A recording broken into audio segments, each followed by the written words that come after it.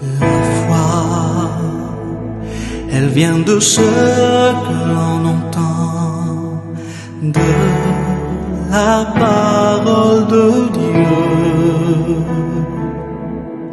Elle est une assurance, une démonstration des choses que l'on espère, de celles qu'on... Frères et sœurs dans le Christ, Shalom. Nous célébrons aujourd'hui le troisième dimanche du temps de l'Avent. Ce dimanche nous invite dans la joie, à entrer dans la joie, puisque notre Rédempteur, notre Sauveur, s'approche pour venir nous sauver, pour venir nous libérer. Tel est donc, chers frères et sœurs, le sens que nous donnons à ce troisième dimanche du temps de l'Avent, qui nous introduit en même temps au temps fort de ce temps de l'Avent. La joie est un don de l'Esprit. Le chrétien est celui qui vit dans la joie. Le chrétien est celui qui vit de l'espérance.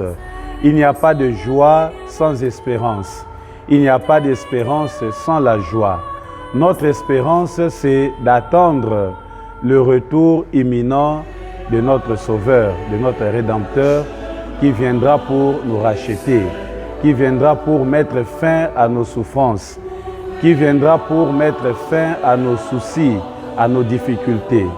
C'est ce que le prophète Isaïe nous dit dans la première lecture au 61e chapitre.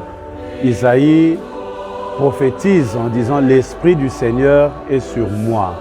Il m'a oint, il m'a consacré. » Cette prophétie ou cet oracle s'accomplira dans la vie de Jésus lorsque, avant de commencer son ministère public, entrer dans les synagogues, Jésus va prendre le texte, il lira ce texte et à la fin de la lecture, il dira « Aujourd'hui même, cette parole s'accomplit. » La parole que vous venez d'entendre maintenant. Réellement, chers frères et sœurs, Jésus est pour nous source de joie. Jésus est notre libérateur. Jésus est venu mettre fin à nos souffrances. Voilà ce qui provoque en nous la joie, ce qui fait que nous puissions ouvrir grandement nos cœurs pour le recevoir, pour l'accueillir, pour qu'il puisse trouver une place de choix, une place prépondérante dans nos cœurs et dans nos vies. L'arrivée du Messie doit changer nos vies, doit changer notre façon de voir le monde. L'arrivée du Christ doit enlever en nous les ténèbres, les mal et les péchés et éclairer nos vies, illuminer nos vies par cette lumière du Christ, lumière de l'espérance, lumière de cet enfant, le prince de la paix. La deuxième lecture, tirée du livre ou de l'épître de Saint Paul aux Thessaloniciens, nous invite donc à être dans la joie. Soyez toujours dans la joie et priez. Faites toujours ce qui est bon. Pendant ces temps de l'Avent, chers frères et sœurs dans le Christ, le plus important, ce qui vaut pour nous, c'est d'abord d'être dans la joie. La joie doit caractériser la vie du chrétien.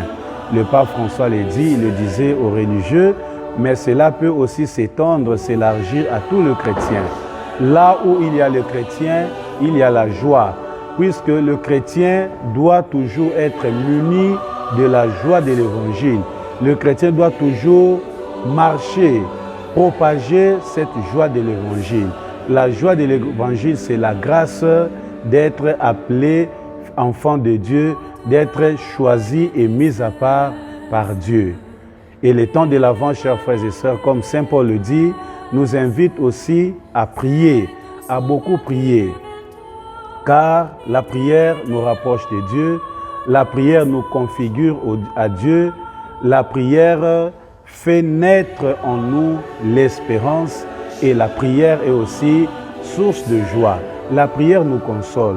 Dans nos difficultés, dans nos désespoirs, la prière vient pour nous donner, pour nous présenter une lueur d'espérance.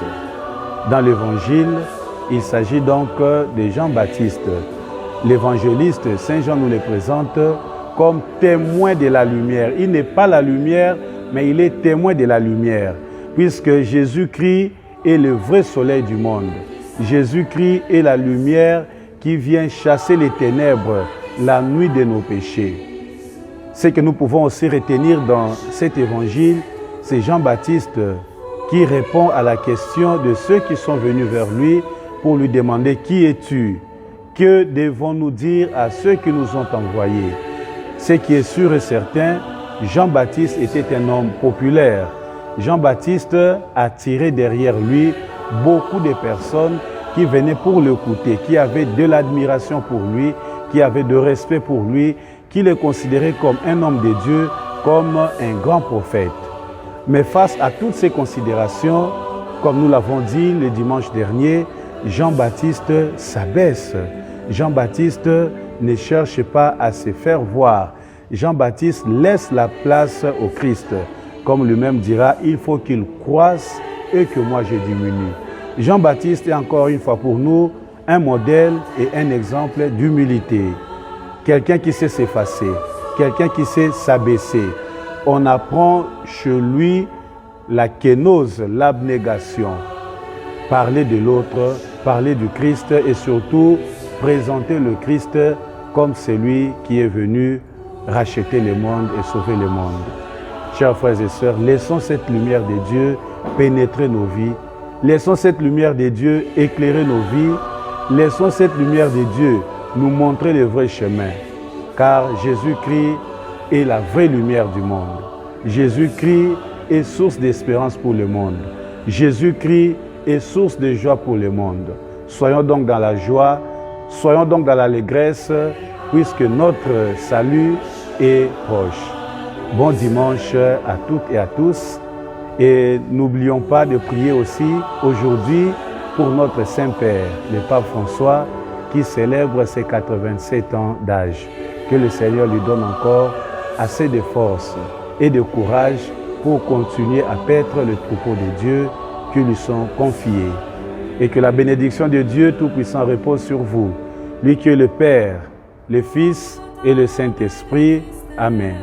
Bon dimanche à toutes et à tous.